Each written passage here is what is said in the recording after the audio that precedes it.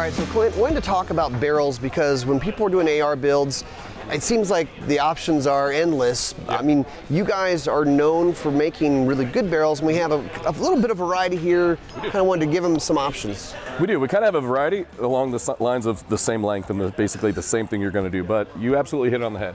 When you're going to build any AR-15, any rig you're going to do, you're going to start with the barrel. So whether it's material, caliber, barrel length, what do you want to make? And we just so happen to make something for everyone. So where do we start? This is kind of your basic setup? Correct. Yeah, so we have 3 series. We have a modern series, performance series, and premium series across the 3 lines in Ballistic Advantage. So the one you actually grabbed is just a 16-inch government profile. So if you're looking for a 16-inch 5.56 NATO, 1-in-7 barrel, save a couple bucks.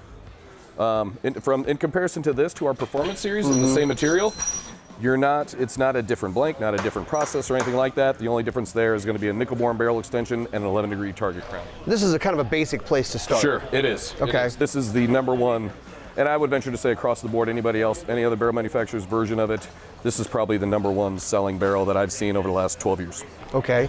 And then what do we have? Then over here you have 2 223 options. Okay, so now for the person who's going to have more of a bench rest shooter, you're going to have a 223. You're probably not going to be be beating the crap out of this like you normally would your 5.56 NATO. So you got a little bit of a heavier option here. You got this mid-tac Gov. Actually, this is actually a SPR.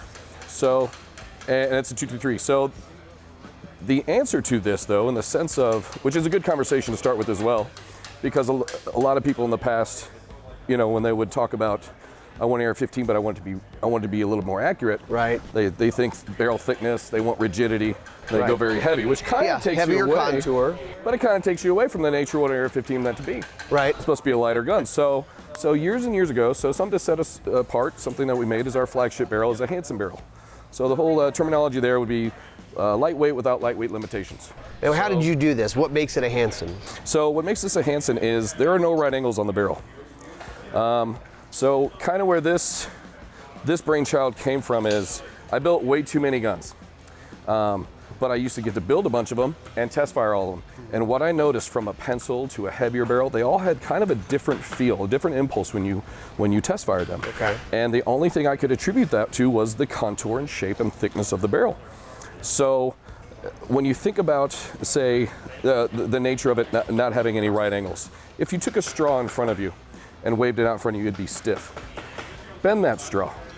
Now it's going to be flapping around a little bit. Right. Now it's not to the extreme extent where it's a problem, but an AR-15, any gun barrel that's going to be longer, you're going to have There's some flex. There's a little bit of barrel width. So I believe at every point where you have a right angle, you're potentially increasing that. So the nature of an AR-15, it's almost a crease. Sure. Okay.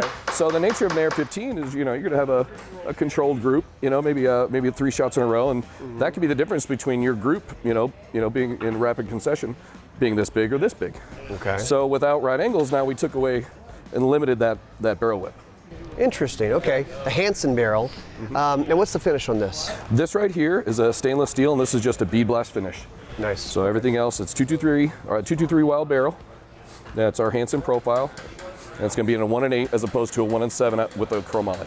Okay. So just a few options. It's one of those things we could probably talk for an hour about We could. But as a place to get started, here are a couple of good options for you and some explanation.